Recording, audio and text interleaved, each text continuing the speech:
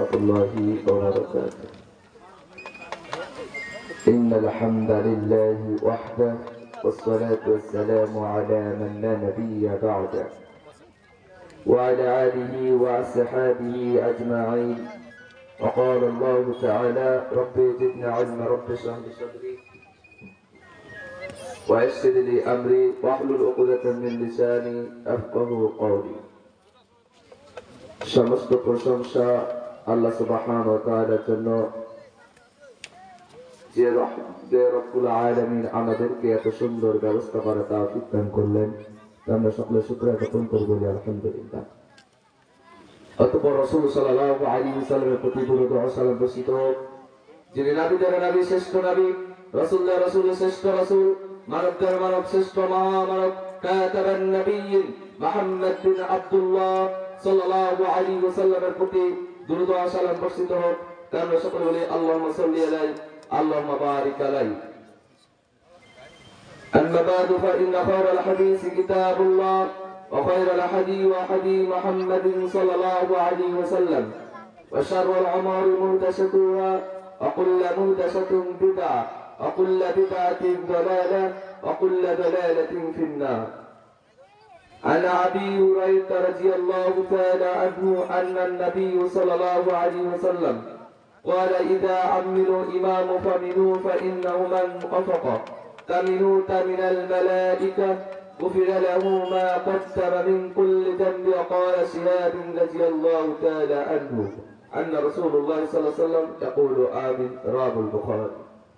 عن عبدة بن شامة رضي الله تعالى عنه قال: قال رسول الله صلى الله عليه وسلم: لا صلاة لمن لم يقرأ بفاتحة الكتاب. رواه البخاري. আলহামদুলিল্লাহ। আজকে আমার সংক্ষিপ্ত বক্তব্য বিষয় অল্পতেই জান্নাত এবং ফজিলত।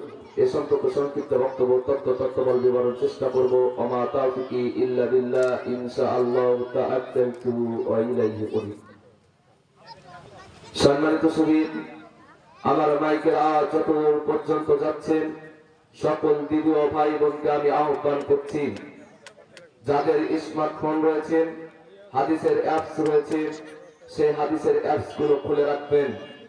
যে হাদিসের অ্যাপস দিব, নাম্বার দিব, আসলে এটা সহি না জয়ী, আসলে এটা মানা চলবে কি না, আসলে আমি ভুল বললাম কি সঠিক বললাম, আসলে রসুলের তরিকাই বললাম না রসুলের বিরোধিতা বললাম, আমি যা দলিল দিব তা আপনি তদন্ত করে বাস্তবায়ন করার চেষ্টা করবেন।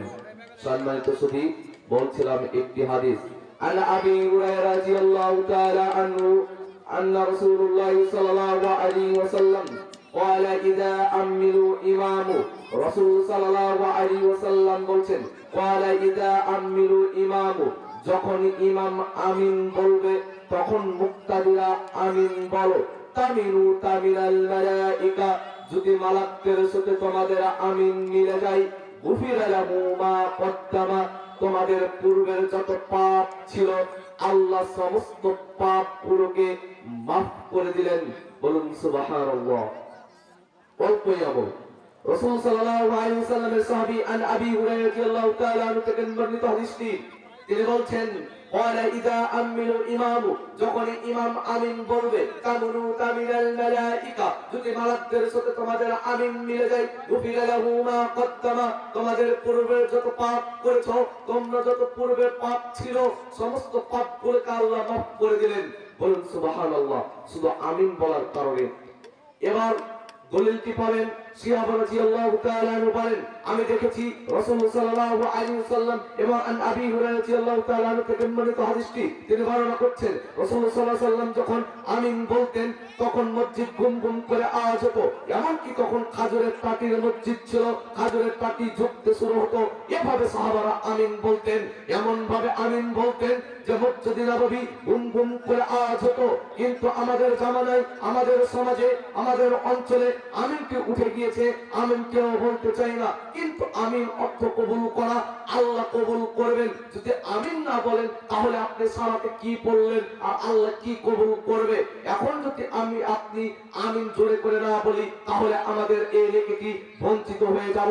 তা আপনাকে আমি আহ্বান করছি, আপনি জোরে করে আমিন বলবেন, এমন ভাবে আমিন বলুন যেন গমগম করে মসজিদ আওয়াজ হয়। সম্মানিত সুধী, এবার দলিলকে পাবেন আজান অধ্যায় 111 নম্বর পৃষ্ঠা, সহিহ আল বুখারী প্রথম খণ্ড 780 নম্বর পৃষ্ঠা, ইবনে মাজাহ, তিরমিজি, নাসাই, বুখারী খুলুন 761, 762, 763, 764, 765 নম্বর হাদিস সনদ সহিহ। সম্মানিত সুধী, আপনাকে বলতে চাচ্ছি, আম গাছে জাম ধরে না, ধরে যেতে পারে। সুয়ের ছিদ্রে ফল ঢুকে না, ঢুকে যেতে পারে।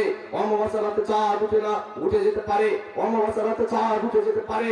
সুয়ের ছিদ্রে ফল ঢুকে যেতে পারে। আম গাছে জাম ধরে যেতে পারে, কিন্তু কিয়ামত পর্যন্ত কোন মায়ের বেটা সুসসানা পর্যন্ত ঢোকাতে পারবে না। তার নাম বুখারী মুসলিম। বুখারী মুসলিমে আল্লাহর নবী সাল্লাল্লাহু আলাইহি ওয়াসাল্লাম তিনি কথা বলছেন। কিন্তু আমাদের জামানায় এমন আলেম রয়েছে, তারা এই আমিনটিকে উঠিয়ে দিয়েছে। ভাই, আপনার বিবেক থাকলে বলুন তো দেখি, যখন রাসূল সাল্লাল্লাহু আলাইহি ওয়াসাল্লাম আমিন বলতেন তখন তারা ক্ষিপ্ত হতো, তাদের গা জ্বলতো। তাদের নাম কি ছিল? তাদের নাম ছিল আবু জাহেল, উতবা, সাইবা, মুগিরা। এরা যখন রাসূল সাল্লাল্লাহু আলাইহি ওয়াসাল্লাম আমিন বলতেন তখন আবু জাহেল, উতবা, সাইবা, মুগিরা তাদের গা জ্বলা শুরু করতো, তারা থাপড়ি বাজা শুরু করতো, ঢোল বাজা শুরু করতো, থাল বাজা শুরু করতো। মানে আমিন হিন্দুদের সহ্য হয় না, খ্রিস্টানদের সহ্য হয় না। এমনই বাংলাদেশে এমন আলেম রয়েছে, তারা আমিন বলতে নিষেধ করে, আমিনের বিপক্ষে করেছে। তুমি কি জানো শেখ মুজ্জম সাহিদ কেন? তুমি কি জানো শাহ ইসমাইল শহীদ কেন? তাদের ইতিহাস তুমি কি কোনদিন পড়েছো? শাহ ইসমাইল শহীদ কেন? শাহ তিতুমির কেন? শাহ ইসমাইল শহীদ যখন তিনি আমিন বলতে গেলেন দিল্লি মসজিদ, শাহী মসজিদে যখন আমিন বললেন তখন তাকে বলা হলো তুমি আমিন বললে কেন? তার নানা ছিল বিখ্যাত আলেম, তার নানার কাছে ধরে নেওয়া যাওয়া হলো। তখন তার নানাকে বলছে, ও নানা ভাই, তখন সবাই সমস্ত লোকজন বলছেন আজকে তোমার লাকি দিল্লি শাহী মসজিদকে অপবিত্র করেছে আমিন বলে। তখন তার নানা ভাইকে তিনি বলছেন, ও আমার নানা ভাই, আমি কি ভুল করেছি? আমি কি ভুল করেছি আমিন বলে? যখন আমি গুলগুল মারাম পড়লাম, গুলগুল মারামে আমি আমার চাচার কাছে পড়েছি, যখন রাসূল সাল্লাল্লাহু আলাইহি ওয়াসাল্লাম আমিন বলতেন তখন মসজিদে নববী গুনগুন করে আওয়াজ হতো। আমার চাচার কাছে যখন আমি গুলগুল মারাম পড়লাম তখন আমি হাদিসটি পেয়ে বাস্তবায়ন করেছি আর দিল্লি শাহী মসজিদে। নানা ভাই, আমি কি তাহলে রাসূল সাল্লাল্লাহু আলাইহি ওয়াসাল্লাম হাদিসকে বিপক্ষে আমি চলে গেলাম?